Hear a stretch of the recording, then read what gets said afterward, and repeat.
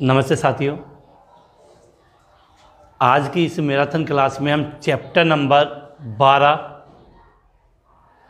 Oxygen युक्त क्रियात्मक समूह भाग सेकेंड, जिसके अंदर हम 3 मुख्य क्रियात्मक समूह वाले कंपाउंड एल्डिहाइड, कीटोन और कार्बोक्सिलिक अम्ल के बारे में बात करेंगे। इस कोविड-19 में जो अपना पाठ्यक्रम कम किया गया था, तो कुछ चैप्टर तो हटा दिए गए थे और कुछ चैप्टर थे जिनमें से कुछ ना कुछ कम किया गया था, लेकिन ये एकमात्र चैप्टर ऐसा है जिसमें से कुछ भी नहीं हटाया है। तो चैप्टर काफ़ी बड़ा है, कंप्लीट करने में काफ़ी टाइम लगेगा। तो इसके अंदर हम 3 कंपाउंड बात करते हैं, एल्डिहाइड, कीटोन और कार्बोक्सिलिक अम्ल। तो क्लास शुरू कर रहा हूँ। तो चैप्टर को शुरू करते हैं। सबसे पहले हम बात करते हैं कि जब चैप्टर कौन सा 12, और यहाँ पर हम 3 कंपाउंड पढ़ेंगे। पहला कंपाउंड आपका आएगा एल्डिहाइड, फिर हम बात करेंगे कीटोन की, और फिर कार्बोक्सिलिक अम्ल की बात कर लेते हैं। सबसे पहले बेटा इनकी हम बात समझ लेते हैं कि क्रियात्मक समूह क्या है, इनको हम कैसे रिप्रेजेंट करते हैं और कैसे याद करना है। सबसे पहले एल्डिहाइड और कीटोन दोनों एक साथ पढ़ते हैं। आपने एक क्रियात्मक समूह का नाम सुना होगा, कार्बोनिल समूह। क्या लिखा है मैंने? कार्बोनिल समूह। तो सबसे पहले बात तो आपको याद करनी कि कार्बोनिल समूह का फॉर्मूला क्या होता है, C≡O। C≡O को हम क्या बोलते हैं, कार्बोनिल समूह। कहीं पर भी अगर C≡O और इसकी दोनों तरफ वैलेंसी है, 2 वैलेंसी, मतलब 2 समूह यहाँ आके जोड़ेंगे, इस कंपाउंड को हम क्या बोलते हैं, इस समूह को क्या बोलते हैं, कार्बोक्सिलिक समूह। अब ये जो कार्बोक्सिलिक समूह होता है वो 2 प्रकार का होता है। एक तो होता है आपका एल्डिहाइड और दूसरा होता है आपका कीटोन। अब यहाँ से आपको कुछ समझना है कि एक को तो हमने क्या नाम दे दिया, एल्डिहाइड, और एक को मैंने क्या नाम दिया, कीटोन। कि कार्बोनिल समूह कितने प्रकार के होते हैं, 2 प्रकार के, एल्डिहाइड और कीटोन। अब यहाँ से आपके माइंड में एक बात क्लियर करना कि वैलेंसी फ्री है, तो वैलेंसी फ्री है तो कोई ना कोई समूह यहाँ आके जोड़ेगा। अब समूह कौन सा जोड़ता सुनना, या तो हम जोड़ सकते हैं क्या वहाँ पे हाइड्रोजन, या वहाँ पर हम क्या जोड़ते हैं, एल्किल ग्रुप। आर का मतलब तो आप जानते हो, आर का मतलब क्या होता है बेटा, एल्किल। एल्किल का मतलब एथिल, मेथिल, प्रोपिल, ब्यूटिल। तो बिल्कुल माइंड में क्लियर होना चाहिए कि ये 2 वैलेंसी फ्री है। दोनों वैलेंसी पर या तो आपका हाइड्रोजन जुड़ेगा या आपका आर मतलब एल्किल समूह जुड़ेगा। अब हम बात करते हैं एल्डिहाइड। तो इसको मैंने लिखा C≡O। इसकी दोनों वैलेंसी में से एक वैलेंसी पर तो मैंने क्या जोड़ दिया, H। जैसे इसकी दोनों वैलेंसी में से एक वैलेंसी पे मैंने H जोड़ दिया तो ये क्या बन गया, CHO। इसको आप क्या बोलते हो, एल्डिहाइड। अब दूसरी वाली वैलेंसी है, वहां पर आप चाहो तो H जोड़ सकते हो, वहां पर चाहो तो आप क्या जोड़ सकते हो, R। तो याद रखना एल्डिहाइड कि कार्बोनिल की दोनों वैलेंसी में से एक वैलेंसी पर कंफर्म क्या जोड़ दिया आपने, H, तो ये क्या बन गया, एल्डिहाइड। दूसरी वाली वैलेंसी पर आप चाहो तो H जोड़ सकते हो, चाहो तो R जोड़ सकते हैं। इसके बाद हम किसकी बात करें, कीटोन की। कीटोन में क्या होता है, सेम ये कार्बोनिल समूह तो कीटोन में भी होगी, C≡O, दोनों तरफ वैलेंसी होगी, लेकिन इसकी दोनों वैलेंसी पर आपका एल्किल समूह जुड़ा हो। जब दोनों वैलेंसी पर क्या जुड़ा हो, एल्किल समूह जुड़ा हो, तब आप उसको क्या कहोगे, कीटोन। तो कीटोन देखो, एल्डिहाइड की तो पहचान हो जाएगी CHO, कीटोन को C≡O ही होता है, लेकिन इसके दोनों तरफ एल्किल अर्थात कार्बन जुड़ा होता है। तो ये 2 तो समूह आप समझ गए कि एल्डिहाइड क्या है यहाँ पे आपका, और कीटोन आपका क्या है। इसके बाद अब हम बात करें कार्बोक्सिलिक अम्ल की। तो ये भी इस कार्बोनिल समूह से ही बनता, समझना यहाँ पे जो C≡O ये लिख दिया। ये इसको इसी की लैंग्वेज में समझाऊँ आपको, C≡O। क्या लिखा है, C≡O। अब देखो C≡O है, इसके दोनों तरफ वैलेंसी फ्री है, तो अगर इधर वाली वैलेंसी पर मैंने क्या जोड़ दिया, OH। C≡O और इधर क्या जोड़ दिया, OH।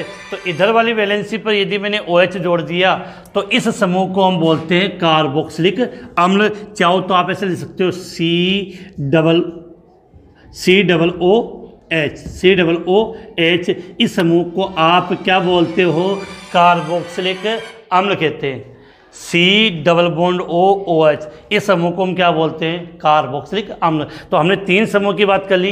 पहला एल्डिहाइड क्या होगा, कीटोन क्या है, और कार्बोक्सिलिक अम्ल क्या है। तो जो बड़ा ये जो वैलेंसी फ्री है ना यहाँ पे कार्बोक्सिलिक अम्ल, इसमें चाहो तो आप H जोड़ सकते हो, चाहो तो आप R जोड़ सकते हो। तो ये याद होनी चाहिए। एल्डिहाइड CHO होगा, कीटोन COO, दोनों तरफ R होगा, और कार्बोक्सिलिक अम्ल में COOH होता है। तो ये इसका स्क्रीनशॉट लें। उसके बाद सबसे पहले हम आज की इस ऑनलाइन क्लास में हम कार्बोक्सिलिक अम्ल को कंप्लीट करेंगे, उसके बाद एल्डिहाइड और कीटोन पढ़ेंगे। तो जल्दी से इसका स्क्रीनशॉट लें, फिर हम आगे बात करते हैं।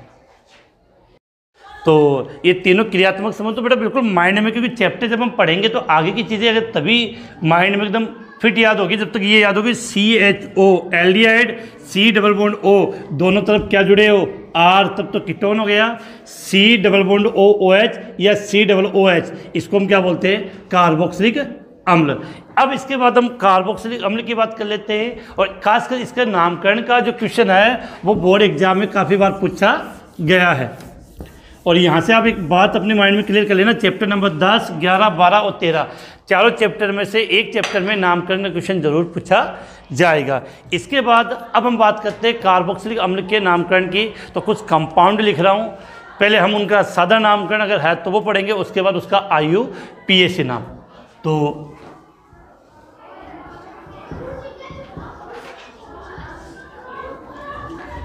लिख रहे हैं यहाँ पे कार्बोक्सिलिक अम्लों का नामकरण। क्या लिखा है? कार्बोक्सिलिक अम्लों का नामकरण। सबसे सिंपल कंपाउंड ये तो आपने पढ़ा हुआ HCOOH, दूसरा CH3COOH। नॉर्मली इन दो के लिए पूछ लिया जाता है। अब देखो आगे थोड़ा सा चेंजिंग करते हैं। COOH, COOH, ये भी हमने कहीं ना कहीं पढ़ा है। फिर CH2, COOH, एक CH2, CH2COOH, ये हो गया। इसके अलावा 2 कंपाउंड है जो हम बाद में ले लेंगे। पहले हम इनके नामकरण की बात करते हैं। तो बेटा ये तो आपने सभी पढ़ा कि HCOOH, इस कंपाउंड के अगर साधारण नाम की बात करें तो इस कंपाउंड को आप क्या बोलते हो? फॉर्मिक अम्ल। फॉर्मिक अम्ल। CH3COOH, इसको आप क्या बोलते हो? एसिटिक अम्ल। ये तो बेटा आप सब जानते हो, इसमें ज़्यादा बात करने की बात ही नहीं है कि COOH फॉर्मिक अम्ल, CH3COOH एसिटिक अम्ल। ध्यान रखना, इस चैप्टर से जब भी बोर्ड एग्जाम में नामकरण का क्वेश्चन पूछा गया है तो पहले साधारण नाम दिया गया और साधारण नाम के बाद उसका IUPAC नाम पूछा गया है। तो पहले ये पता चला फॉर्मिक अम्ल का मतलब HCOOH, एसिटिक अम्ल का मतलब CH3COOH। अब ये तो हमने चैप्टर नंबर 9 में भी बात की थी और पहले भी बात की COOH। अगर 2 साथ में जुड़े हो तो उसको आप क्या बोलते हो? ऑक्सैलिक अम्ल, या हम बोल देते हैं ऑक्जेलिक अम्ल। एक ही बात है, ऑक्सैलिक अम्ल या ऑक्जेलिक अम्ल। अब इन दोनों के बीच में हमने एक क्या जोड़ दिया? CH2। तो इसको हमने नाम दे दिया मेलोनिक अम्ल। क्या नाम दे दिया? मेलोनिक अम्ल। और इसमें 2 CH2 ऐड कर दिए, मतलब कुल 4 कार्बन हो गए, तो इसको हम बोलते हैं सक्सेनिक अम्ल। क्या बोलेंगे?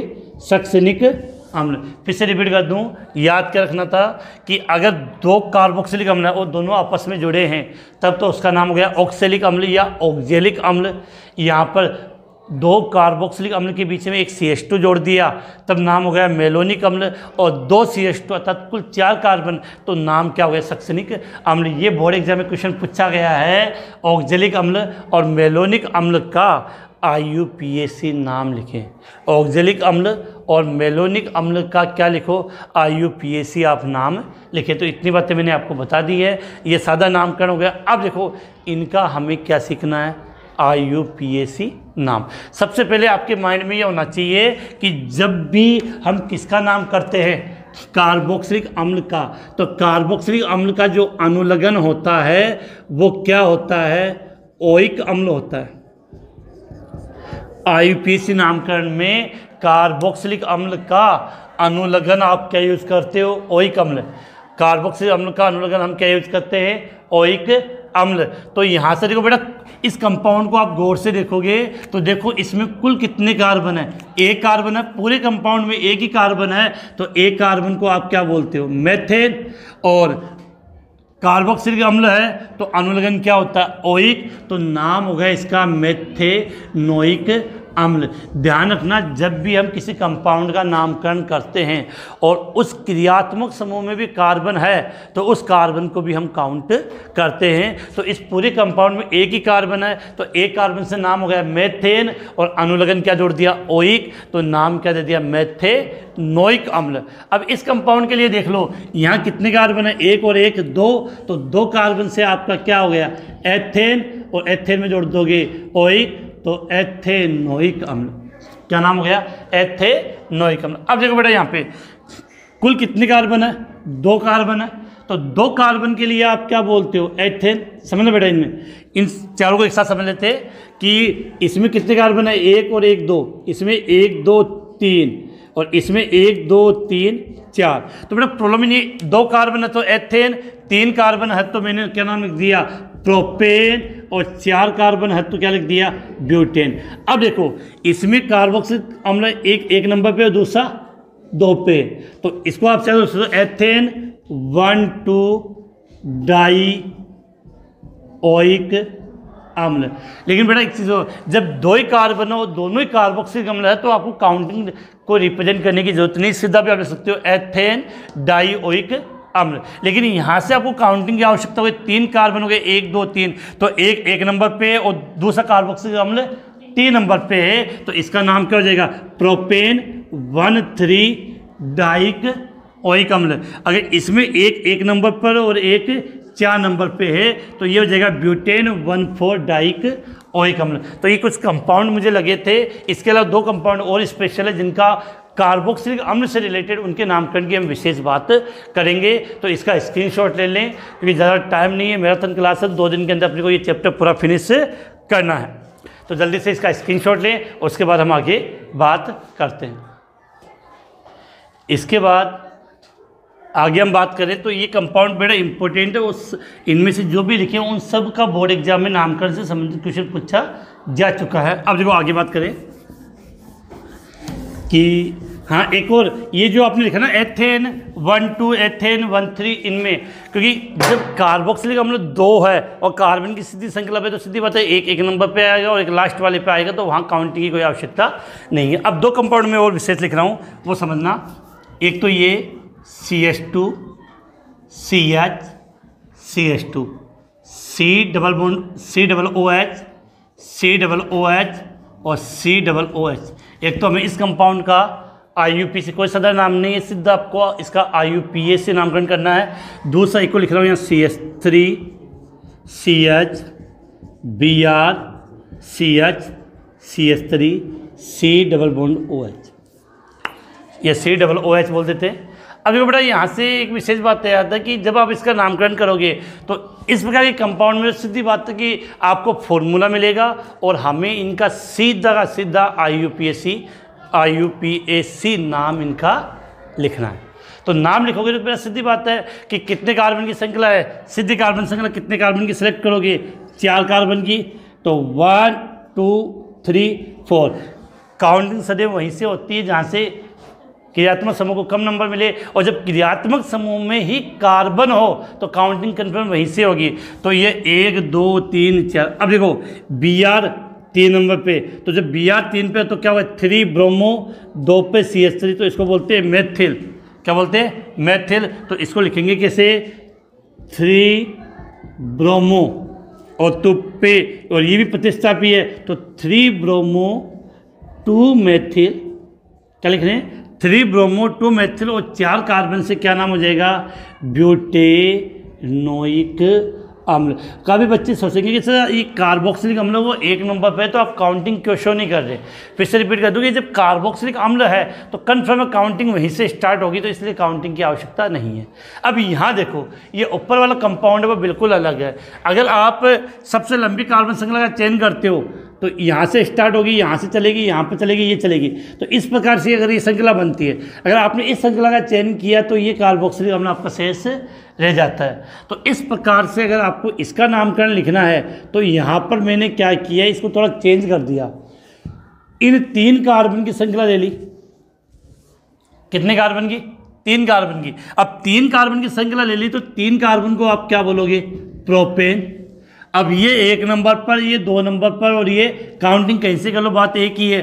तो 1 2 3, ये 1 नंबर पे, ये 2 पे और ये 3 पे। तो आप क्या लिखोगे? प्रोपेन 1 2 3 ट्राई ओइक अम्ल। बेटा ओइक नहीं आएगा क्योंकि देखो इसमें कुल कार्बन कितने हैं? 6, और यहाँ प्रोपेन के रूप में केवल कार्बन 3 आए हैं, अर्थात हमने क्रियात्मक समूह के कार्बन को काउंट नहीं किया है। और माइंड में एक बात याद कर लेना कि जब कार्बोक्सिलिक अम्ल के कार्बन को काउंट नहीं करते हैं तो नाम के अंत में हमें कार्बोक्सिलिक अम्ल ही लिखना पड़ेगा।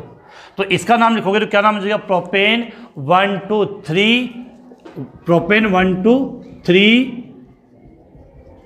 ट्राई कार्बोक्सिलिक अम्ल। क्या लिखा है? प्रोपेन 1 2 3 ट्राई कार्बोक्सिलिक अम्ल। अब यहाँ पर फिर से रिपीट कर दो, कार्बोक्सिलिक अम्ल हमने इसलिए शब्द का यूज किया क्योंकि इनके क्रियात्मक समूह वाले जो कार्बन है उसको हमने काउंट नहीं किया। तब इसका नाम हो जाएगा प्रोपेन 1 2 3 ट्राई कार्बोक्सिलिक अम्ल। जल्दी से इसका स्क्रीनशॉट ले लें। और उसके बाद अब इस कार्बोक्सिलिक अम्ल के कुछ विशेष गुण है, कुछ महत्वपूर्ण अभिक्रियाएँ, हम उनकी बात कर लेते हैं। तो अब देखो, ये तो था कार्बोक्सिलिक अम्ल का नामकरण। नामकरण के बाद इनकी आती है बनाने की विधियाँ। तो कार्बोक्सिलिक अम्ल से बनाने की विधियों में कोई इतनी विशेष बात नहीं थी। हाँ, भौतिक गुण जरूर है। भौतिक गुणों में इसके 2 इंपॉर्टेंट क्वेश्चन बनते हैं जिनकी हम बात कर लेते हैं। तो मैं यहाँ लिख देता हूँ कि कार्बोक्सिलिक अम्ल के भौतिक गुण। बड़े भौतिक गुण की बात करें तो पहले वाले पॉइंट तो आपने सुनाई है कि क्वथनांक समानुपाती अणुभार होता है और पार्श्व श्रृंखला व्युत्क्रमानुपाती क्वथनांक होती है। ये बातें तो अपनी बात, उससे अलग क्या है? एक पॉइंट तो आपको ये समझना है कि कार्बोक्सिलिक अम्ल का जो क्वथनांक होता है, फिर से रिपीट कर रहा हूँ, कार्बोक्सिलिक अम्ल का क्वथनांक समान अणुभार वाले एल्केन, ईथर और एल्कोहल से अधिक होता है। और विशेषकर याद क्वेश्चन आता है कि एल्कोहल से भी अधिक होता है, क्यों? तो इन तीनों से अधिक होता है। इसका रीजन क्या है कि कार्बोक्सिलिक अम्ल में हाइड्रोजन बंध बनता है। तो आपको कहोगे सर हाइड्रोजन बंध तो एल्कोहल में भी बनता है, लेकिन इसमें क्या कि हाइड्रोजन बंध इस प्रकार से बनता है कि इनके दोनों 2 अणु आपस में जुड़ के द्विलक संरचना बना लेते हैं, जिसके कारण इनके जो हाइड्रोजन बंध बनता है वो ज़्यादा प्रबल बनता है। इस कारण से उसको तोड़ने के लिए अधिक ऊर्जा की आवश्यकता होती है। इस कारण से कार्बोक्सिलिक अम्ल का क्वथनांक अधिक होता है। जो थोड़ा सा उसको लैंग्वेज में क्वेश्चन के रूप में कन्वर्ट करने की कोशिश करें कि क्वेश्चन इस प्रकार से आ जाता है कि कार्बोक्सिलिक अम्लों का क्वथनांक, कार्बोक्सिलिक अम्लों का क्वथनांक समान अणुभार वाले, कार्बोक्सिलिक अम्लों का क्वथनांक समान अणुभार वाले एल्केन, ईथर तथा एल्कोहल से अधिक होते हैं। क्यों? तो सीधी बात है कि इन तीनों में किसका क्वथनांक अधिक होता है? सब में कार्बोक्सिलिक अम्ल का। बट एक सिंपल सा कार्बोक्सिलिक अम्ल लेते हैं, जैसे एक एसिटिक अम्ल ले लिया मैंने, समझना, CH3 C double bond O OH। देखो C double bond O OH, इसको बोलते कार्बोक्सिलिक अम्ल। 2 कार्बन है तो क्या नाम हो गया? एसिटिक अम्ल। एसिटिक अम्ल का मैं एक और अणु ऐसा एज इट इज यहाँ बना देता हूँ उल्टा करके कि CH3 double bond O OH। अब बेटा क्या होता है कि इन दोनों कार्बोक्सिलिक अम्ल के मध्य क्या बन गया? हाइड्रोजन बंध। और यह हाइड्रोजन बंध को आप क्या बोलते हो? अंतर आणविक हाइड्रोजन बंध बन गया। अब अब इसके कारण इसके दो अणु आपस में जुड़ गए तो ये किसकी बात व्यवहार करता है, द्विलक की बात। अब सीधी बात है कि एक हाइड्रोजन बंद बनता तो आप तोड़ भी देते हैं, यहाँ बंद कितने बने, दो, तो दो को तोड़ने के लिए ऊर्जा क्या चाहिए, ज़्यादा चाहिए। तो शॉर्ट में आंसर की बात करनी, ज़्यादा अपने पास टाइम है नहीं है, तो सीधा लिखेंगे कि कार्बोक्सिलिक अम्ल में हाइड्रोजन बंद जो बनता है वो प्रबल अंतर आणविक हाइड्रोजन बंद बनता है, जिसमें दो कार्बोक्सिलिक अम्ल के अणु आपस में जुड़ के किसका निर्माण करते हैं, द्विलक के अणु का निर्माण करते हैं। किसका निर्माण करते हैं बेटा, द्विलक के अणु का निर्माण करते। तो ये विशेष बात अपने को याद रखनी है। तो इसके लिए अगर आप लिखना चाहो तो इस प्रकार से मिल सकते हैं कि लिखोगे तो कैसे लिख सकते हो कि कार्बोक्सिलिक अम्ल के दो अणु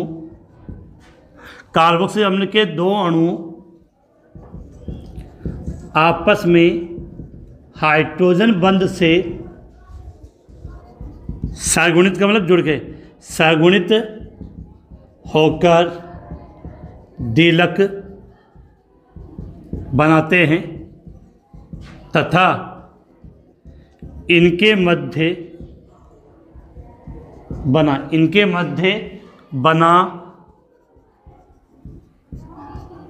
अंतर आणविक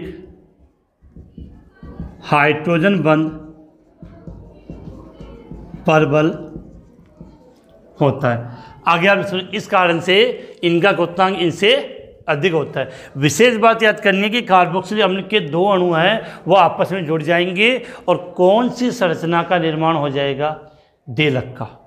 किसका, द्विलक का निर्माण हो जाता है। तो इसका आप स्क्रीनशॉट ले ले। उसके बाद इसके गलनांक से भी संबंधित एक क्वेश्चन बहुत अच्छा आता है और एग्जाम में पूछ भी लिया जाता है। हम उसकी और बात कर लेते हैं यहाँ पे।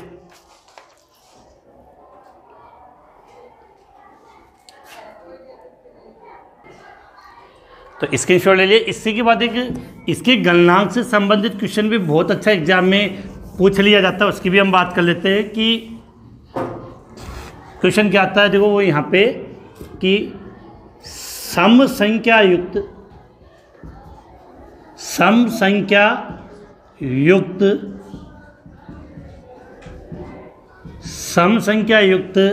कार्बोक्सिलिक अम्लों का गलनांक, क्या लिखा है, सम संख्या युक्त कार्बोक्सिलिक अम्लों का गलनांक विषम संख्या युक्त कार्बोक्सिलिक अम्लों के गलनांक से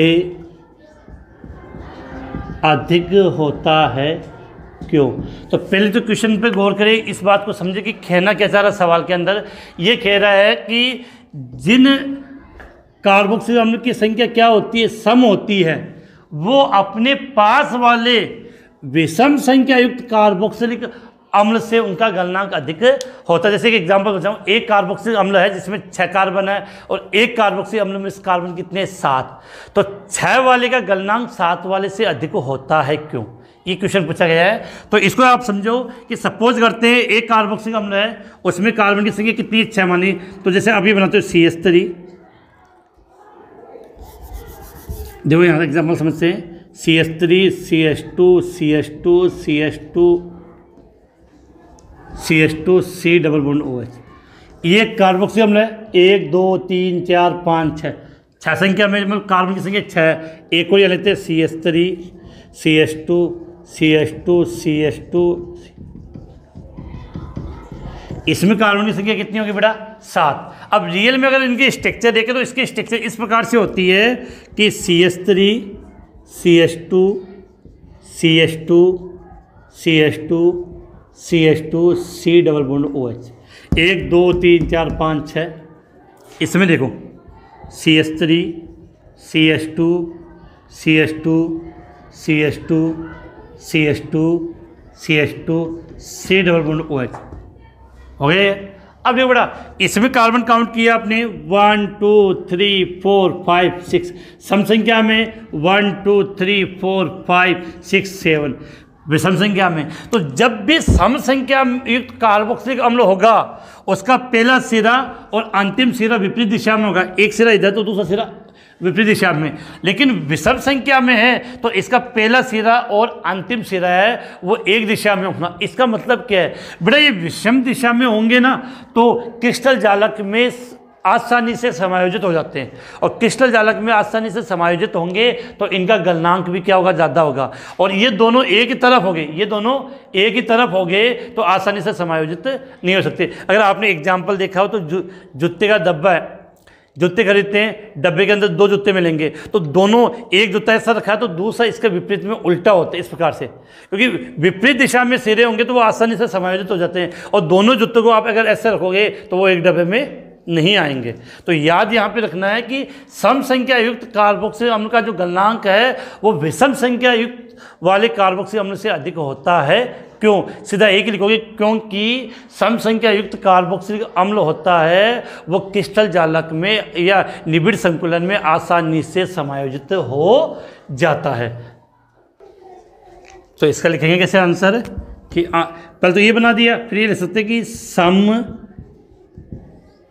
संख्या युक्त कार्बोक्सिलिक अम्ल, सम संख्या युक्त कार्बोक्सिलिक अम्ल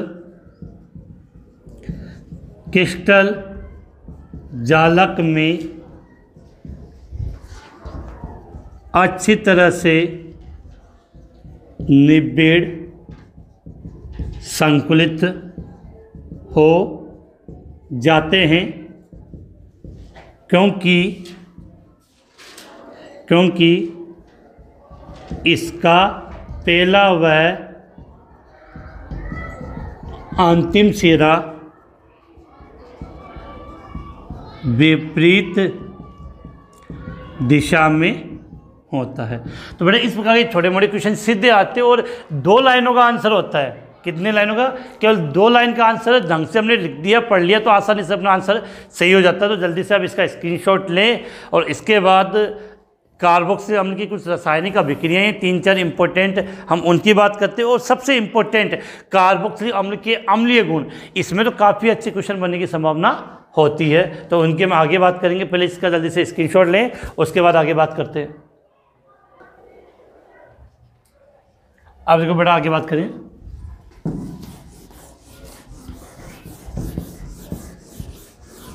नेक्स्ट पॉइंट में हम पढ़ेंगे कार्बोक्सिलिक अम्ल के रासायनिक गुण। और रासायनिक गुण में कुछ नेम रिएक्शन है, तो उन नेम रिएक्शन की हम बात कर लेते हैं। उसमें सबसे जो इम्पोर्टेंट नेम रिएक्शन है वो है हेल वोलार्ड जेलेंस्की अभिक्रिया। नाम ही टफ है, बोर्ड पे लिख देता हूँ। क्या है? हेल वोलार्ड जेलेंस्की अभिक्रिया। बेटा अभिक्रिया ज़्यादा टफ नहीं है, अभिक्रिया सिंपल सी है, इजीली समझ में आ जाएगी। क्या लिखा है? हेल वोलार्ड जेलेंस्की अभिक्रिया। तो पहली बात तो ये कार्बोक्सिलिक अम्ल की अभिक्रिया है और इसमें अल्फा हेलो कार्बोक्सिलिक अम्ल प्राप्त होता है। यहाँ एक विशेष बात है कि ये अभिक्रिया केवल वही देगा जिसके पास अल्फा हाइड्रोजन हो कार्बोक्सिलिक अम्ल के पास, और क्रिया ब्रोमीन या क्लोरीन के साथ रेड फास्फोरस की उपस्थिति में करवाई जाती है। तो लैंग्वेज में एकदम सिंपल लैंग्वेज में लिख सकते हैं कि अल्फा हाइड्रोजन युक्त, क्या लिख रहे हैं बेटा? अल्फा हाइड्रोजन युक्त कार्बोक्सिलिक अम्ल को, अल्फा हाइड्रोजन युक्त कार्बोक्सिलिक अम्ल को, अल्फा हाइड्रोजन युक्त कार्बोक्सिलिक अम्ल को रेड फास्फोरस की उपस्थिति में, किसकी? रेड फास्फोरस की उपस्थिति में क्लोरीन या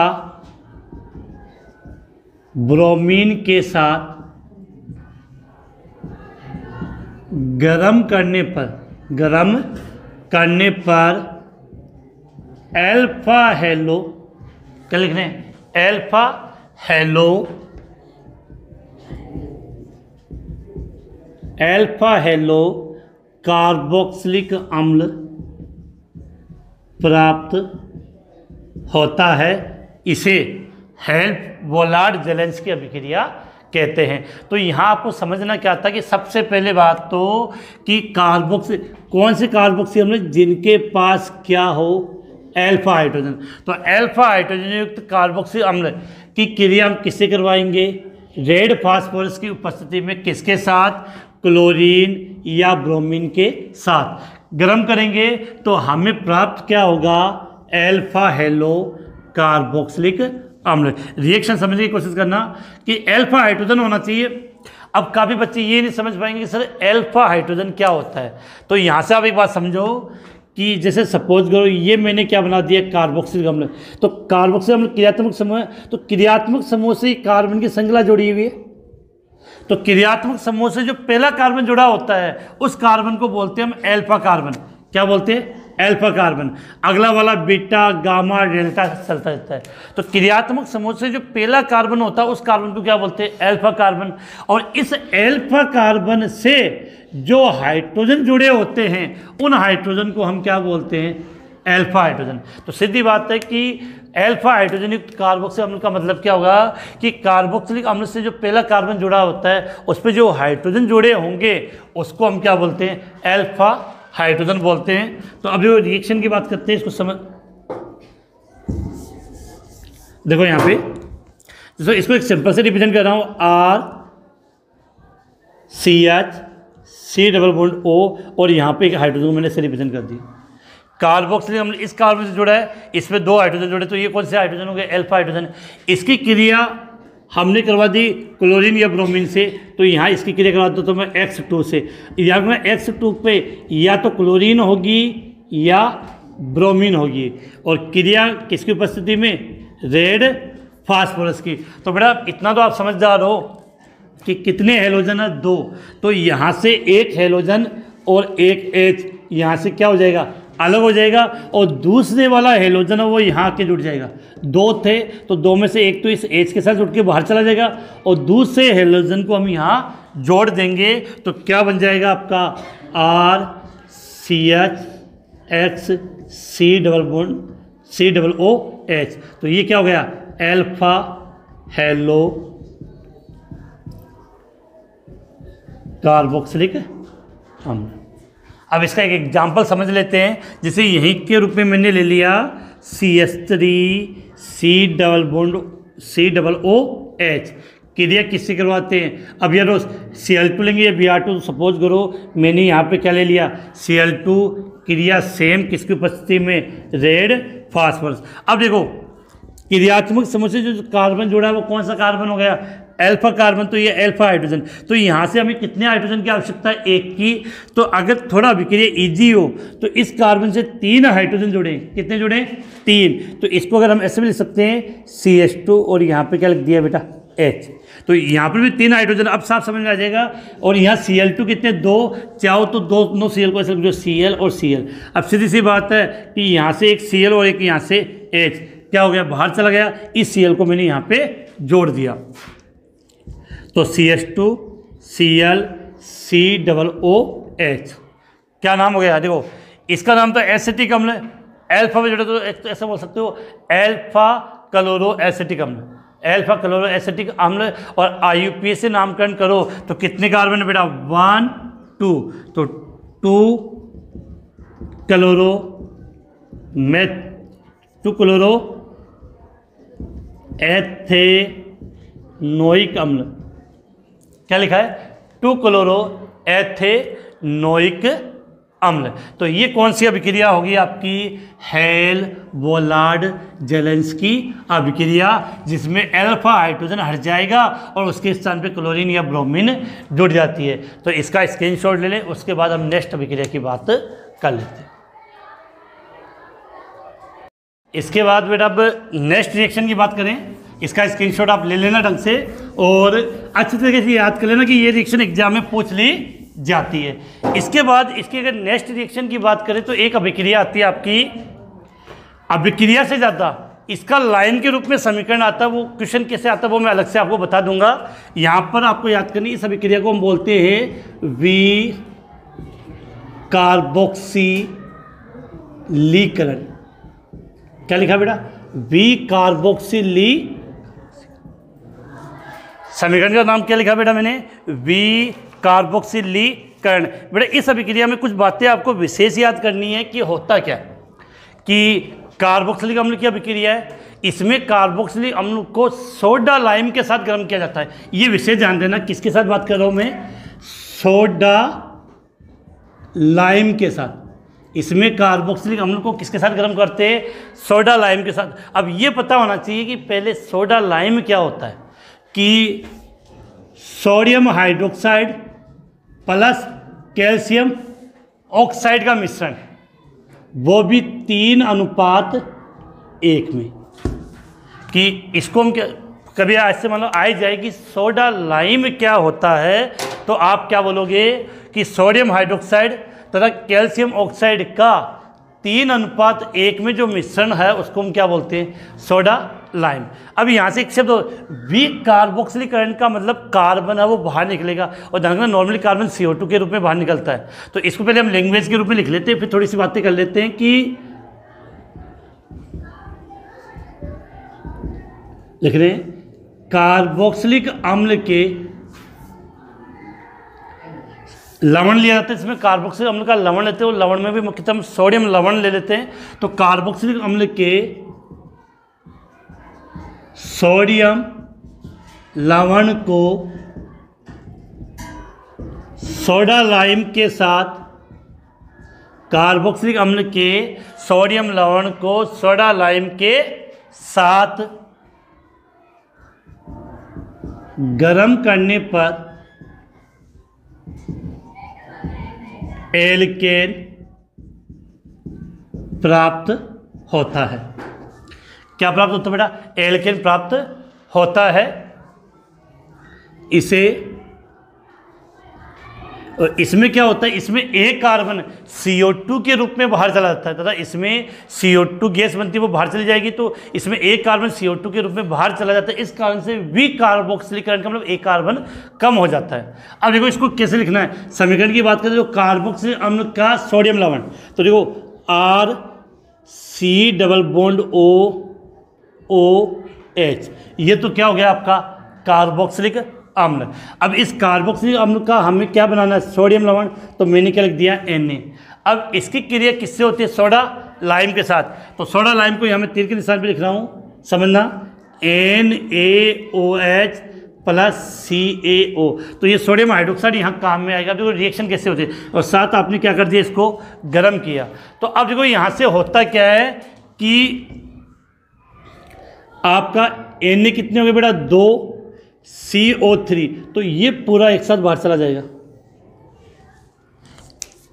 NaCO3 और H, तो इस R के साथ ये क्या जोड़ दिया आपने? H, तो ये तो बन गया आपका एल्केन, और यहाँ बन जाता है Na2CO3।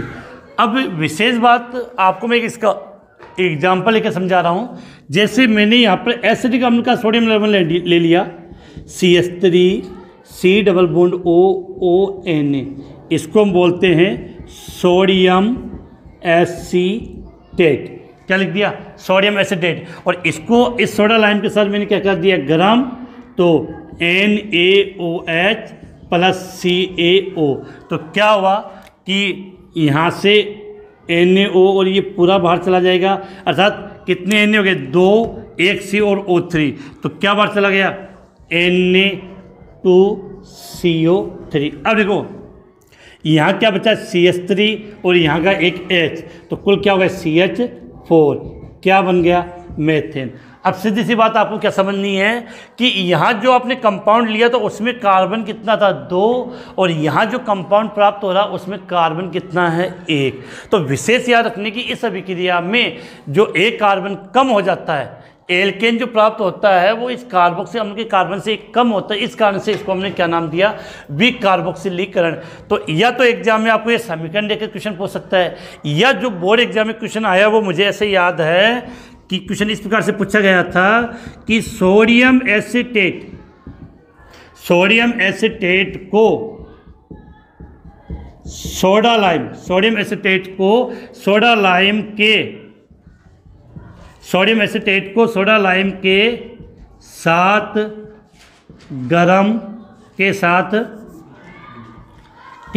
गरम करने पर, सोडियम एसीटेट को सोडा लाइम के साथ गर्म करने पर क्या प्राप्त होता है। क्योंकि बेटा अगर सवालों की प्रैक्टिस नहीं होगी तो बिल्कुल पढ़ने के बाद भी क्वेश्चन गलत हो जाएगा। अब सीधी बात है, सोडियम एसीटेट को सोडा लाइम के साथ गर्म किया तो क्या प्राप्त हुआ आपको, मेथेन। तो इसका आंसर हम क्या लिख देंगे, मेथेन, अर्थात CH4 आपको प्राप्त होगा। तो ये एक नेक्स्ट रिएक्शन थी। क्वेश्चन पुटअप किस प्रकार से होता है एग्जाम में वो भी मैंने आपको बता दिया, इसका स्क्रीनशॉट ले लें। इसके बाद एक इसमें अभिक्रिया और आती है, कोल्बे वैद्युत अपघटन, हम उसकी बात करेंगे। इसके बाद बेटा आप नेक्स्ट रिएक्शन की बात करें।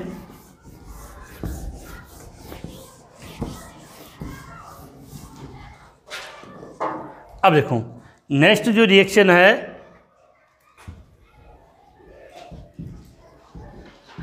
कोल्बे वैद्युत अपघटन। क्या लिखा है, कोल्बे वैद्युत अपघटन। अगर आपको याद हो तो चैप्टर नंबर 11 में मैं रिएक्शन पढ़ी थी, कोल्बे अभिक्रिया या कोल्बे सीमेंट अभिक्रिया, वो बेटा अलग है और ये अलग है। ये कोल्बे वैद्युत अपघटन है। इसमें हम क्या करते हैं, कार्बोक्सिलिक अम्ल के क्षार धातु लवणों की जलीय जो विलयन होता है उसका विद्युत अपघटन करते हैं, जिससे हमें एल्केन प्राप्त होता है। तो इसके लिए पहले मैं लैंग्वेज लिखता हूँ, थोड़ा सा लिख लेते हैं, उससे आपको ज़्यादा इजीली समझ में आ जाएगा। तो विद्युत अपघटन का मतलब सीधी बात है कि जलीय विलयन में क्या प्रभावित करेंगे, विद्युत धारा अभिक्रिया किसकी है, कार्बोक्सिलिक अम्ल की। तो यहाँ हम लिख सकते हैं कि कार्बोक्सिलिक अम्ल के क्षार धातु के, कार्बोक्सिलिक अम्ल के क्षार धातु लवणों के जलीय विलयन में, कार्बोक्सिलिक अम्लों के क्षार धातु लवणों के जलीय, क्षार धातु का मतलब वर्ग नंबर 1 के तत्व जुड़े होंगे, जैसे सोडियम है, पोटेशियम है। लवणों के जलीय विलयन में विद्युत धारा या विद्युत अपघटन करने पर विद्युत धारा प्रवाहित करने पर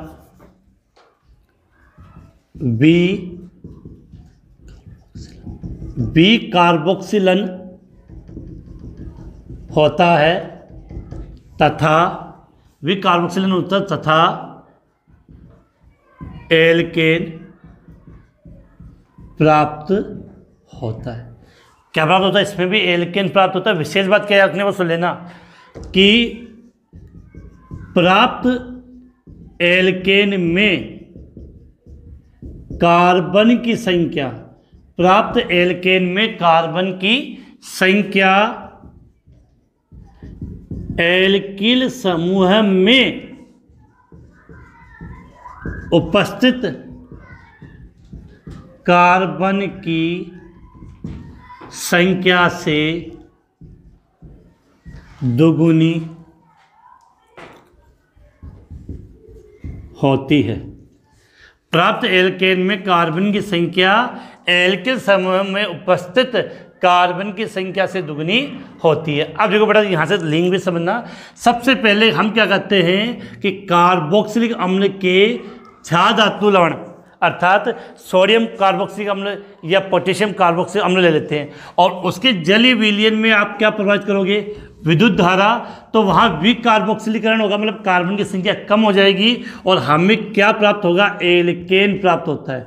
और सबसे इम्पोर्टेंट बात जो अपने को याद करनी है यहाँ पर कि जो एल्केन हमें प्राप्त होता है उसमें कार्बन की संख्या, एल्केन में कार्बन की संख्या होती है वो एल्किल समूह में उपस्थित कार्बन की संख्या से दुगनी होती है। इसका एक एग्जांपल हम समझने की कोशिश कर लेते हैं पहले, फिर डिटेल से बात करेंगे।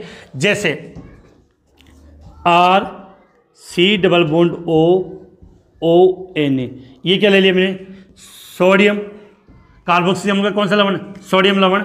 इसका जल अपघटन करेंगे तो जल अपघटन, विद्युत अपघटन कर रहे हैं जलीय विलयन में, तो जल होगा, जल को मैंने लिख दिया HOH, और क्या किया इसका विद्युत अपघटन। अब बड़ा सीधी सी बात एक बात रखना कि यहाँ पर हमें इनके दो अणुओं की आवश्यकता पड़ती है। अगर मैं इसके भी आगे 2 लिख दूँ और इसके भी आगे 2 लिख दूँ और फिर आप रिएक्शन समझोगे तो थोड़ी सी प्रॉब्लम आएगी। तो इसके दोनों अणुओं को मैं से लिख रहा हूँ RC double bond ONA plus HOH। ये कंडीशन थी, समझने के हिसाब से फिर हम एक साथ लिख लेंगे इसको विद्युत अपघटन।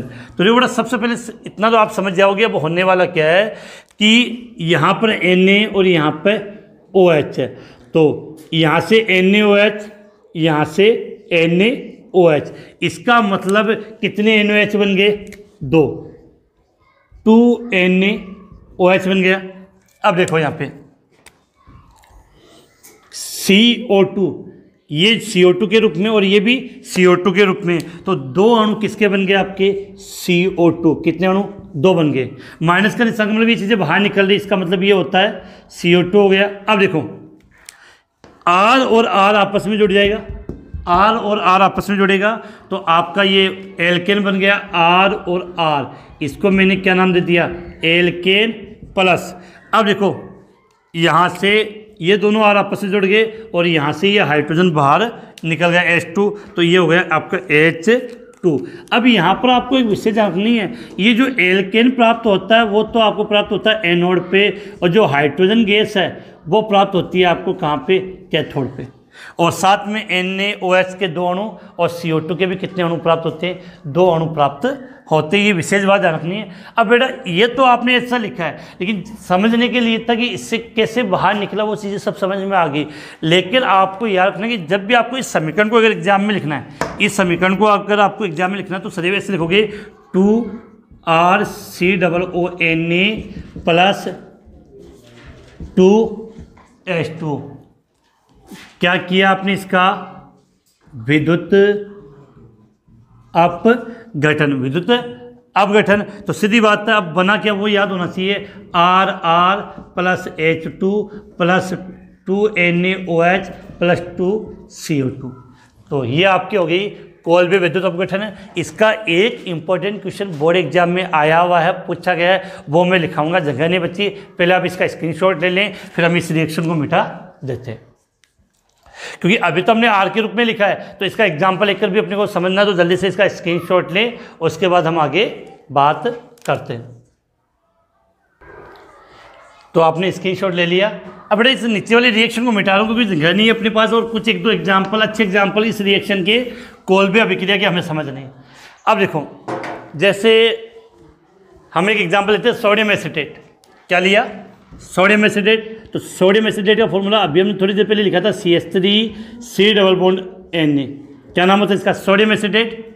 क्रिया किससे कराओगे, वो जलीय विलयन में आप इसका क्या करोगे बेटा, विद्युत अपघटन, विद्युत अपघटन या विद्युत अपघटन लिख देते हैं। अब देखो बेटा सीधी बात है कि इनके 2-2 अणु लेने, और 2-2 अणु लेकर लिखेंगे तो रिएक्शन समझ में आती नहीं है साथ में, तो हम साथ में यहाँ लिख लेते हैं CH3COONA 2, और जल को लिखने का तरीका आप समझते हो, HOH या OH, इसका तो HOH HOH। अब यहाँ से आपने ये क्या हुआ, इसका मतलब सोडियम एसीटेट का जलीय विलयन, सोडियम एसीटेट का जलीय विलयन, और उसमें क्या कर दिया आपने, विद्युत धारा प्रवाहित की।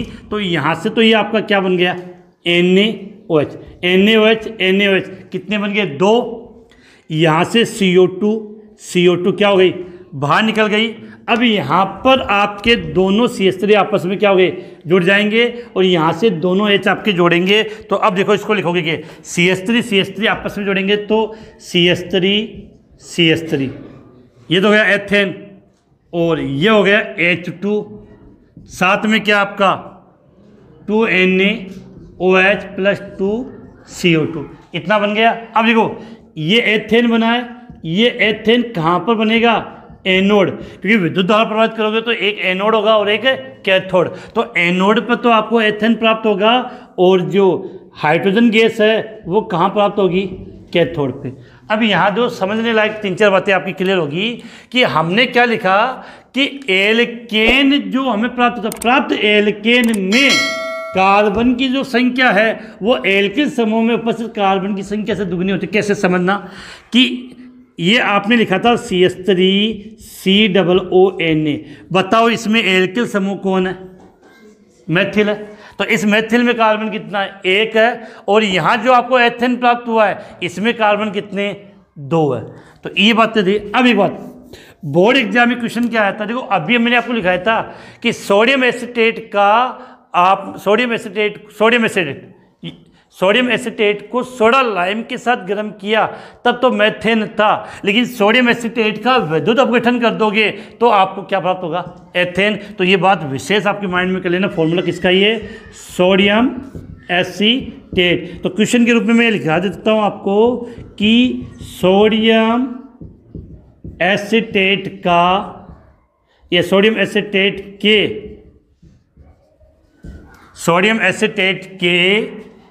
जलीय विलयन, सोडियम एसीटेट के जलीय विलयन का विद्युत अपघटन, सोडियम एसीटेट के जलीय विलयन का विद्युत अपघटन करने पर क्या प्राप्त होता है? तो इसका आंसर याद रखना कि क्या प्राप्त हुआ आपको? एथेन।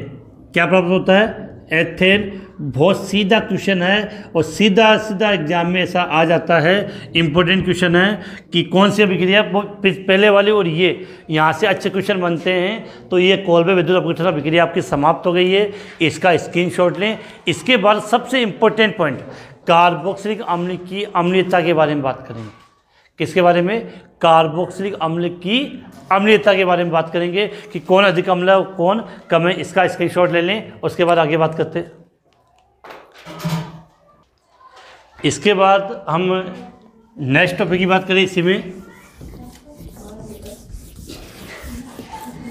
अब देखो यहाँ पे कुछ इंपॉर्टेंट बातें मैं आपको बता दूं कि अब हम टॉपिक स्टार्ट कर रहे हैं कार्बोक्सिलिक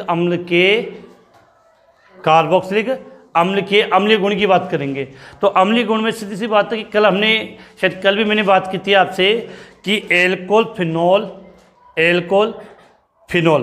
तो एल्कोहल और फिनोल में अधिक अम्लीय कौन होता है? फिनोल होता है। और फिनोल से भी ज़्यादा अम्लीय कौन सा होता है?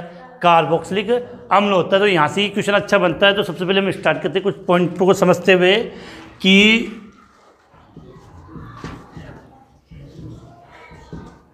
कार्बोक्सिलिक अम्ल की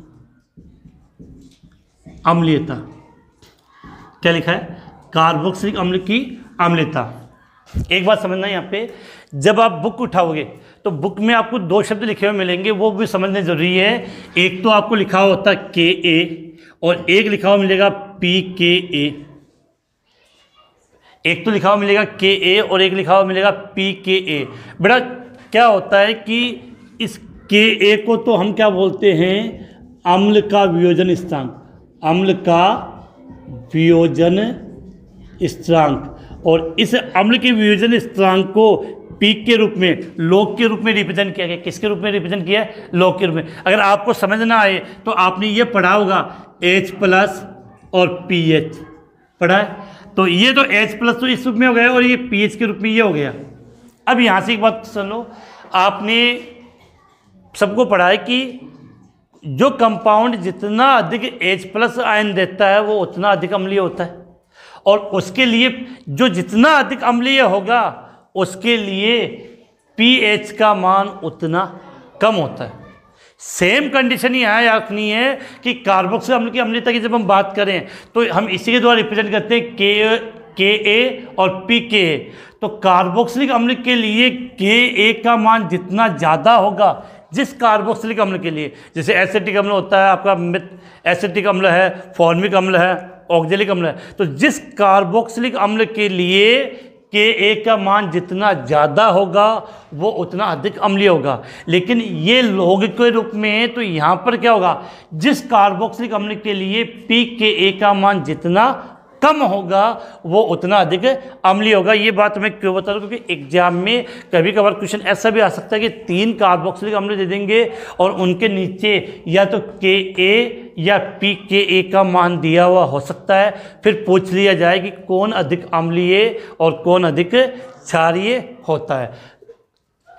तो यहाँ से क्या याद करना है, सेम इसी के साथ जोड़ दिया कि Ka का मान ज़्यादा होने पर अम्लता ज़्यादा होगी, pKa का मान कम होने पर अम्लता ज़्यादा होगी। एक चीज़ और, pKa इसको आप लिखना चाहो तो ऐसे लिख सकते हो, जैसे pH बराबर क्या होता है, -log H+ होता है, सेम उसी प्रकार -log Ka होता है, -log Ka। तो यहाँ पे लिख देता हूँ शॉर्ट में कि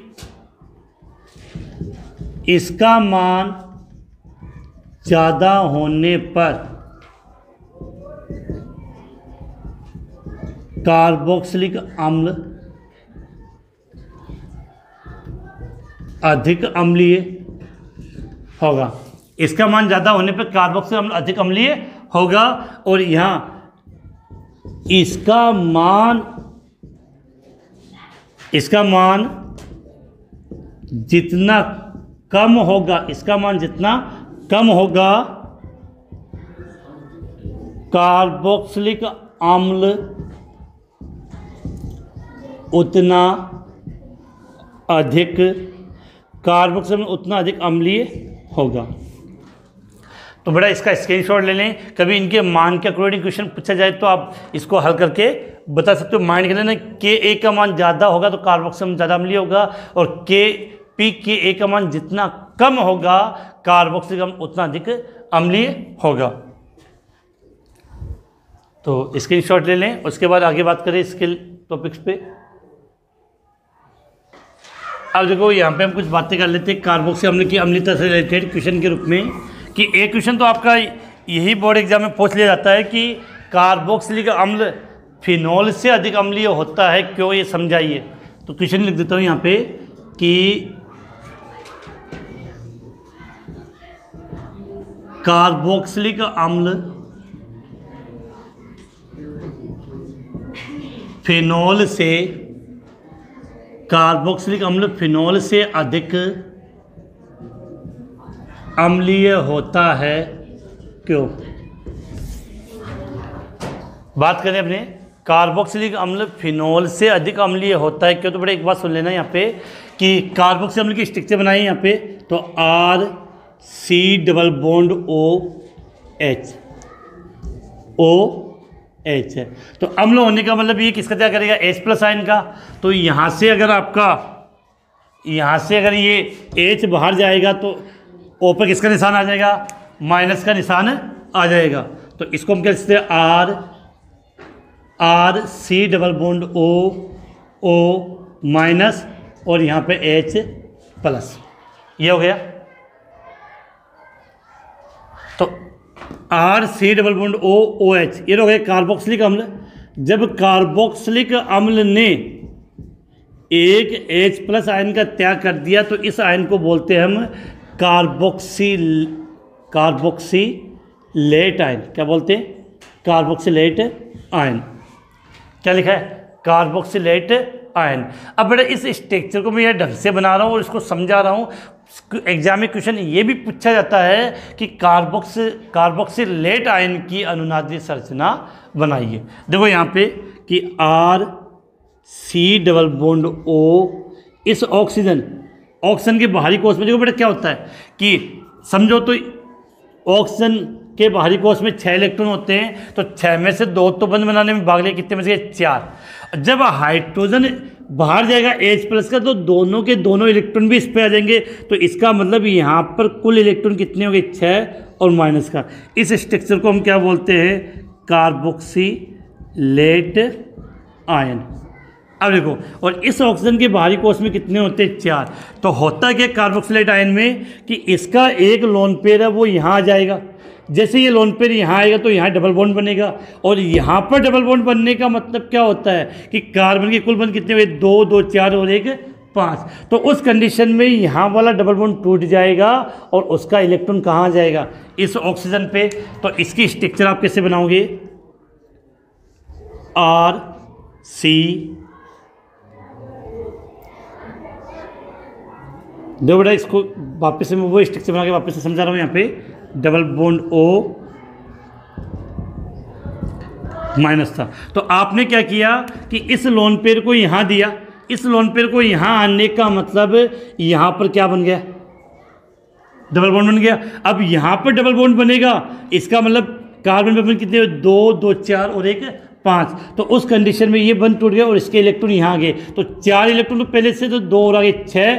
तो इसने अपना लोन पेयर तैयार कर दिया, तो इस पे आया प्लस, तो माइनस प्लस कैंसिल, और इसने ग्रहण किया तो इस पर किसका निशान आ गया, माइनस का। तो कभी भी एग्जाम में क्वेश्चन आ जाएगी कार्बोक्सिलेट आयन की, किसकी, कार्बोक्सिलेट आयन की क्या बनानी है आपको, अनुनादी संरचना। तो आपको ये संरचना बना के आनी है।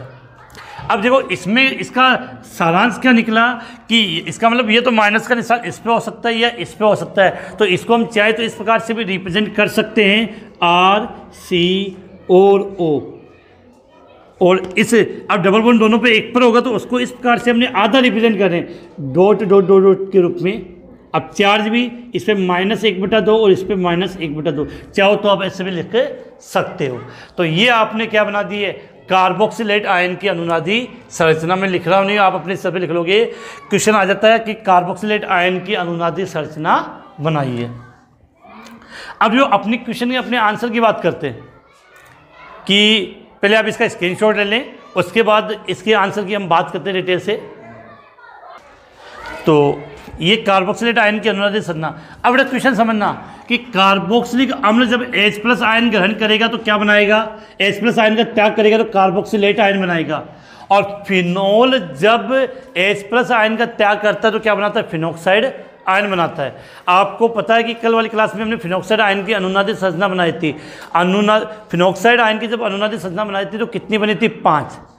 तो नॉर्मली ये होता है कि जितनी ज़्यादा अनुनादी संरचना होती है उसका स्थायित्व उतना ज़्यादा होता है। लेकिन यहाँ एक विशेष बात है कि फिनोक्साइड आयन में जो ऋणावेश का ऋणावेश विस्थानीकृत होता है वो केवल कार्बन परमाणु पे होता है, जबकि इसमें जो ऋणावेश होता है वो ऑक्सीजन परमाणु पे होता है। और ऑक्सीजन परमाणु की विद्युत क्या होती है, ज़्यादा होती है। इस कारण से कार्बोक्सिलेट आयन बनता है, उसका स्थायित्व ज़्यादा होता है। इस कारण से कार्बोक्सिल अम्ल फिनोल से अधिक अम्लीय होता है। तो इसका शॉर्ट में आंसर आप ये लिख सकते हो कि कार्बोक्सिलेट आयन की 2 अनुनादी संरचना बनती है जिसमें ऋणावेश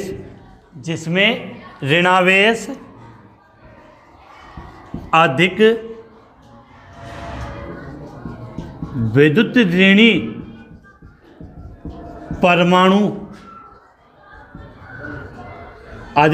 परमाणु ऑक्सीजन पर विस्थानीकृत होता है।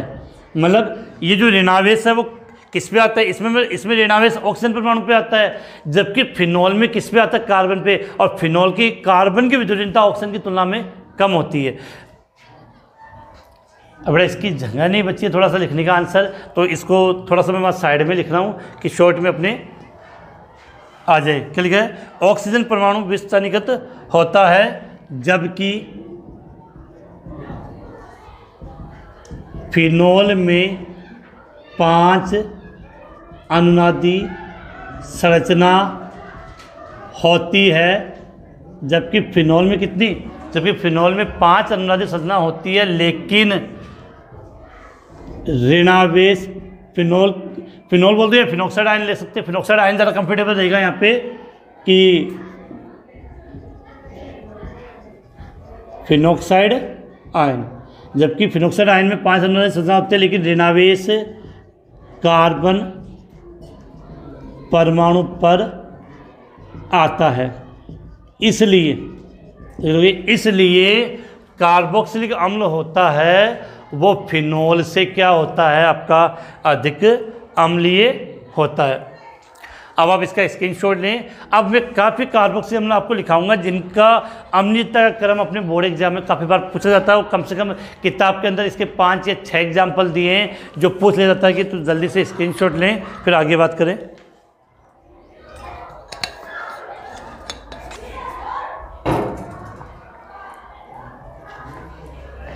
तो स्क्रीनशॉट आपने ले लिया, इसके बाद आगे बात करें।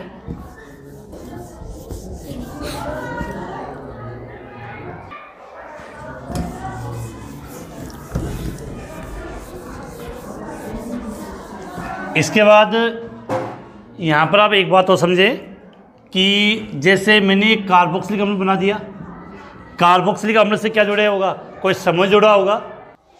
तो क्या लिखा है, कार्बोक्सिलिक अम्ल, समझना यहाँ पे कि सी डबल बॉन्ड OOH। अब आपने सुना होगा कि कार्बोक्सिलिक समूह से एल्किल समूह जुड़ा होगा। अब देखो, अगर इस कार्बोक्सिलिक अम्ल पर प्लस I प्रभाव वाले समूह जुड़े तब तो क्या प्रभाव पड़ेगा, और माइनस I प्रभाव वाले समूह जुड़े तो क्या प्रभाव पड़ेगा। सबसे पहली बात तो अगर आप ये समझो कि प्लस I प्रभाव वाले समूह कौन से होते हैं, तो आपका जो एल्किल समूह होता है एथिल मेथिल प्रोपिल, वो कौन सा प्रभाव दर्शाता है, प्लस I प्रभाव। तो प्लस I प्रभाव वाले एग्जाम्पल की बात करें तो सीधा सा हम लिख सकते हैं एल्किल समूह। एल्किल समूह का मतलब CH3CH2 एथिल हो गए, इस प्रकार के समूह। अगर हम किसकी बात करें, माइनस I प्रभाव की, तो माइनस I प्रभाव में जैसे आपका फेनिल है, फ्लोरीन, क्लोरीन, ब्रोमीन, आयोडीन है, NO2 है, साइनाइड है। मैं लिख देता हूँ यहाँ पे C6H5, fluorine, chlorine, bromine, iodine, ये बड़ा ऐसा है, ब्रोमीन, क्लोरीन, फ्लोरीन और साइनाइड, NO2 और CF3, ये दिया हुआ है। ये समूह नॉर्मली आपको कौन सा प्रभाव दे सकते हैं, माइनस I प्रभाव। अब सुन लेना, प्लस I प्रभाव वाले समूह जुड़ने पर, प्लस I प्रभाव वाले समूह जुड़ने पर अम्लीयता कम होती है। अर्थात यदि कोई प्लस I प्रभाव वाला समूह कार्बोक्सिलिक अम्ल से जुड़ेगा तो उसकी अम्लीयता क्या हो जाएगी, कम हो जाएगी। लेकिन माइनस I प्रभाव, कौन सा, माइनस I प्रभाव वाले समूह जुड़ने पर अम्लीयता में क्या होगी, अम्लीयता में वृद्धि होती है। और अब ये भी बता दूं कि इनमें सबसे अधिक प्रबल ये होता है, तो ये इनकी प्रबलता का क्रम है यहाँ से कि अगर मान लो किसी कंपाउंड पे I जुड़ा हो और किसी कंपाउंड पे Br, तो अधिक अम्लीय कौन सा होगा, Br वाला, और सबसे अधिक अम्लीय CF3 वाला होगा। तो यहाँ से आपके माइंड में एक कंसेप्ट करना है। इसके एग्जाम्पल अभी मैं प्रैक्टिस यही करवा दूंगा आपको कि प्लस I प्रभाव वाले समूह जुड़ेंगे तो कार्बोक्सिलिक अम्ल की अम्लीयता क्या होगी, कम होगी, और माइनस I प्रभाव वाले समूह जुड़ेंगे तो कार्बोक्सिलिक अम्ल की अम्लीयता में क्या होगी, वृद्धि होगी। जैसे एक सिंपल सा एग्जांपल इसी का लेते हैं। जैसे एक तो मैंने ले दिया HCOOH, एक ले दिया CH3COOH, एक और कंपाउंड ले लेते हैं CH3CH2COOH। अब देखो यहाँ मैंने 3 कंपाउंड लिख दिए कि अगर आप पर्सन क्या आएगा एग्जाम में, ये तीनों लिखे हुए मिलेंगे और फिर क्वेश्चन आएगा कि इनको इनकी अम्लीयता के बढ़ते हुए क्रम में या घटते हुए क्रम में व्यवस्थित कीजिए। देखो ये कार्बोक्सिलिक अम्ल है COOH, यहाँ पर एक मेथिल जोड़ दिया, यहाँ पर एथिल जोड़ दिया। हमने क्या सुना कि ये एल्किल समूह है वो कौन सा प्रभाव होता है, प्लस I। प्लस I प्रभाव वाले समूह जोड़ने पर अम्लीयता में क्या होगी, अम्लीयता में कमी आएगी। इसका मतलब अब यहाँ सीधी बात है कि जैसे जैसे कार्बन की श्रृंखला बढ़ेगी वैसे वैसे अम्लीयता कम होगी। इसका मतलब सबसे अधिक अम्लीय इसमें कौन सा हो गया, फॉर्मिक अम्ल, उसके बाद उससे कम प्रोपेनोइक अम्ल, और सबसे लास्ट में। तो एक तो आपको ये याद करना था कि एग्जाम में अगर क्वेश्चन आ जाए आपके कि यहाँ पर मैं लिख देता हूँ इनके नाम भी, ये कौन सा अम्ल हो गया आपका, फॉर्मिक अम्ल, ये हो गया आपका एसिटिक अम्ल, और ये हो गया आपका प्रोपेनोइक अम्ल। तो अगर आपको ये पूछ लिया जाए कि इन तीनों में सबसे अधिक अम्लीय कौन सा है, तो याद कर लेना कौन सा होगा, फॉर्मिक अम्ल। इसके अलावा काफ़ी अपने एग्जाम्पल बुक में दे रखे हैं, उन्हें सबकी प्रैक्टिस में आपको यहाँ पे करवा देता हूँ। अब देखो, जैसे एक पहला एग्जाम्पल तो मैं यही ले लेता हूँ आपके, कि एक कंपाउंड ले रहा हूँ यहाँ पे FCH2COOH, ClCH2COOH, BrCH2COOH, और बेटा अगला यहाँ लिख रहा हूँ, क्या आ जाएगा, ICH2COOH। इनको अलग कर दो। अगर आपसे ये पूछ लिया जाए कि इन चारों कंपाउंड में सबसे अधिक अम्लीय कौन सा है, तो बेटा हमने क्या सुना कि F, Cl, Br और I कौन सा प्रभाव दर्शाते हैं, -I। तो ये जुड़ने का मतलब अम्लीयता में क्या होगी, वृद्धि होगी। अब देखो इनमें भी हमने सीख लिया कि I, Br, Cl और F, तो जहाँ F जुड़ा होगा उसकी अम्लीयता सबसे ज़्यादा होगी। तो सबसे अधिक अम्लीय कौन सा होगा आपका, ये होगा, कौन सा, F वाला। इसके बाद एक और एग्जाम्पल अपने जो बुक में दिया वो समझा दूँ। जैसे यहाँ मैंने कंपाउंड लिखा, चलो यहीं से ले लेते हैं, CH3COOH, यहाँ से एक H हटाया, CH2Cl जोड़ दिया, चाहे तो साथ में लिख सकते हैं यहाँ पे ClCH2COOH। क्या किया, एक H को हटा के Cl जोड़ दिया, अब एक और H हटा दिया यहाँ पे, तो Cl2CHCOOH, और अब एक और H हटा दिया तो कितने Cl हो गए, 3, तो Cl3CCOOH। अब इसको चाहो तो आप एक साथ क्या लिख सकते हो, CCl3H। अब देखो बेटा सीधी बात है कि ये आपका एसिडिक अम्ल था, यहाँ पर हमने एक Cl जोड़ा, यहाँ पर 2 Cl जोड़ा और यहाँ पर 3 Cl जोड़ा। तो सीधी बात है कि Cl एक जुड़ता तो बात बराबर थी, एक में एक Cl जुड़ा, एक में 2 और एक में 3। तो Cl की संख्या जितनी ज़्यादा होगी, क्योंकि -I प्रभाव दर्शाता है, तो Cl की संख्या जितनी ज़्यादा होगी उसकी अम्लता भी उतनी ज़्यादा होगी। इसका मतलब इन चारों कंपाउंड की बात करें तो इन चारों में सबसे अधिक अम्लीय कौन सा होगा, ये होगा, उससे कम ये, उससे कम ये, और सबसे कम ये कंपाउंड होगा। तो इसका एक एग्जाम्पल और लिख रहा हूँ, बहुत अच्छा एग्जाम्पल है, CH3CH2CH2COOH। अगला एग्जाम्पल CH3CH2CHClCOOH। एक और एग्जाम्पल लेते हैं, CH3CH2COOH। एक और एग्जाम्पल आ जाएगा यहाँ पे, CH2CH2CH2COOH। तो ये 4 कार्बोक्सिलिक अम्ल दे दिए और पूछ लिए कि इनमें सबसे अधिक अम्लीय कौन सा, सबसे कम कौन सा है। अब सुना बेटा, इस पे तो एक भी Cl नहीं जुड़ा हुआ और इन सब पे एक एक Cl जुड़ा हुआ, इसका मतलब साफ समझ में आ गया कि इसकी अम्लता इन सबसे कम होगी, तो सबसे कम अम्लता इनकी होगी। अब इन तीनों पे बात कर लेते हैं कि तीनों में सबसे अधिक अम्लीय कौन सा होगा। बड़ा सीधी बात है कि कार्बोक्सिलिक अम्ल के जितने पास -I प्रभाव जुड़ा होगा, कार्बोक्सिलिक अम्ल के जितने पास -I प्रभाव जुड़ा होगा वो उतना अधिक अम्लीय होगा। तो सबसे पास में देखो, ये कार्बोक्सिलिक अम्ल है, सबसे पास में ये उससे दूर, ये उससे दूर। तो अगर इन चारों को आप देखोगे तो सबसे अधिक अम्लीय कौन सा होगा, ये 1 नंबर वाला, उससे कम 2 नंबर, उससे कम 3 नंबर और उससे कम 4 नंबर। तो इस प्रकार से आपको 4 कंपाउंड देखकर उनकी अम्लीयता का बढ़ता हुआ क्रम या घटता हुआ क्रम बिल्कुल पूछा जा सकता है। तो आप इसका स्क्रीनशॉट ले लें। इसके बाद 1-2 एग्जाम्पल और है इसी अम्लीयता और क्षारीयता का, वहाँ से भी क्वेश्चन अच्छे बन जाते हैं। अब देखो बेटा, इसके बाद आगे बात करें,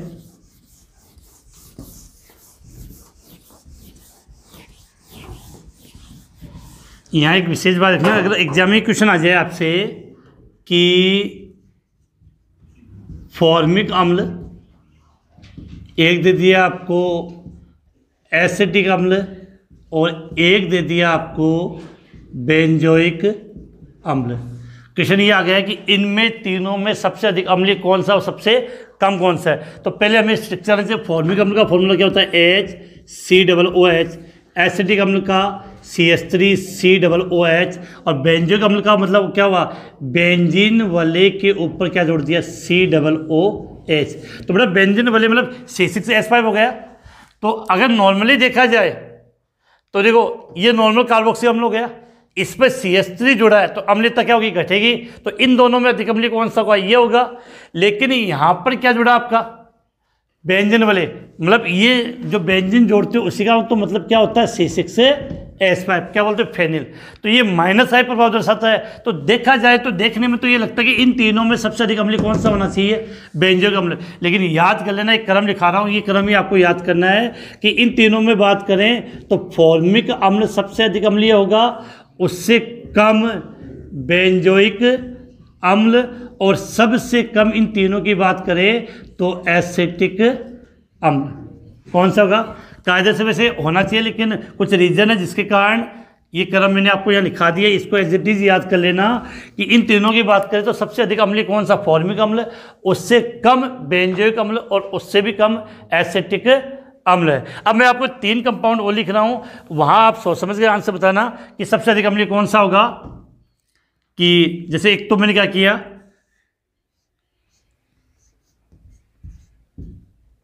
ये तो गया बेंजोइक अम्ल,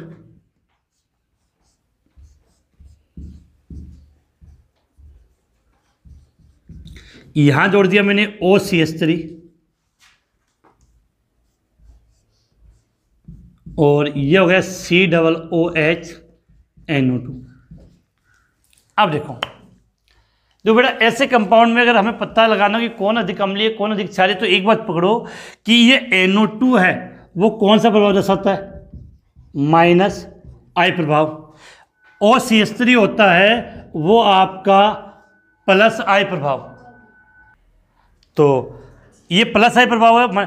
अब देखो इससे तुलना हो रही है तो बीच में मैंने इसी को बना दिया COOH, ये कार्बोक्सिलिक अम्ल बना दिया। अब देखो कि हमें पता है कि -I प्रभाव वाला समूह जुड़ेगा तो अम्लता बढ़ेगी, और +I प्रभाव वाला जुड़ेगा तो अम्लता घटेगी, अर्थात इसकी अम्लता सबसे ज्यादा हुई और इसकी सबसे कम।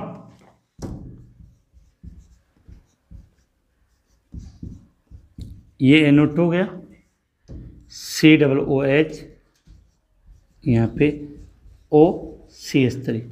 तो यहाँ से नजर नहीं आ रहा तो COOH, यहाँ पे OCH3। अब एक बात, अगर आपसे पूछ लिया जाए इन तीनों के नाम, तो इसको तो आपको पता, आप क्या बोलते हो इसको, बेंजीन वाले पर कार्बोक्सिल में जोड़ा तो बेंजोइक अम्ल। देखो इसको बोलते हैं मेथोक्सी, CH3O को क्या बोलते हैं, मेथोक्सी। तो क्या हो जाएगा, पैरा कंडीशन पे है तो इसका नाम लिखना चाहते हो, ये 2 पैरा मेथोक्सी बेंजोइक अम्ल। और यहां पर पैरा कंडीशन पे क्या जुड़ा हुआ है, NO2, क्या जुड़ा हुआ है, NO2। तो इसका नाम क्या हो जाएगा, पैरा नाइट्रो बेंजोइक अम्ल। तो ये 2 क्वेश्चन मुझे अलग से लगे थे तो मैंने करवा दिए, और इसको तो विशेषकर याद करना है जहां से क्वेश्चन आपका अच्छा पुटअप हो जाता है। तो इसका स्क्रीनशॉट ले लें।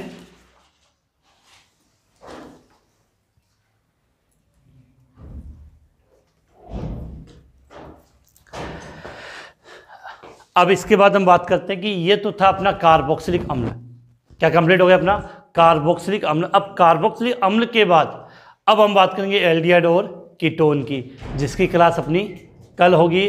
और इसी क्लास के साथ एल्डिहाइड और कीटोन की क्लास के साथ क्लास 12 की पूरी जो केमिस्ट्री है वो अपने यूट्यूब चैनल पे कंप्लीट हो जाएगी।